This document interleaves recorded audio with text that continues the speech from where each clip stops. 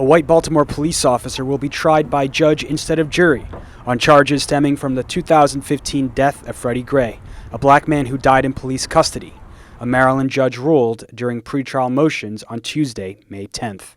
In the relatively rare circumstance where a police officer is accused of a crime, the strategy of choosing a judge as opposed to being tried by a jury has been a time-tested, successful strategy for gaining an acquittal. Edward Nero, 30, is the second officer to face trial in Baltimore over Gray's death from a neck injury suffered in a police transport van. The incident sparked mass protests across Baltimore and the nation and culminated in State's Attorney Marilyn Mosby charging Nero and 5 other officers with Gray's death. Nero was one of the bike cops that carried out the initial arrest of Gray. He's charged with 4 misdemeanors: carrying out a second-degree assault, 2 counts of misconduct in office, and reckless endangerment. In a win for prosecution, Judge Barry Williams denied a defense motion to block prosecutors from arguing Gray's arrest was not supported by reasonable suspicion and was not otherwise legally justified. University of Maryland law professor Doug Colbert has been closely following the Freddie Gray case. The message that I hear the prosecution delivering to the police on duty is that do not make an arrest unless there's probable cause, because if we find that your arrest represents an egregious instance of improper or wrongful action, that we may hold you accountable for acts that you engaged following the arrest. Colbert notes that a majority of arrests in Baltimore do not lead to criminal charges.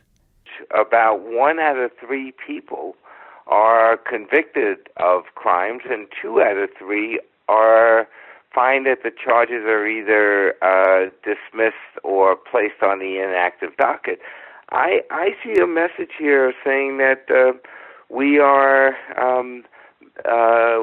prosecution wants to take a more active role, like prosecutors do across the country, in being the gatekeeper and deciding which people are actually charged with crimes, which cases are brought into the justice system. He says the prosecution could have wide-ranging implications if it proves to be successful. And I think what the prosecutor's doing here is putting forward a legal theory that other prosecutors have not yet put forward, but which would have a great deal of meaning, depending, of course, on what the evidence ultimately reveals.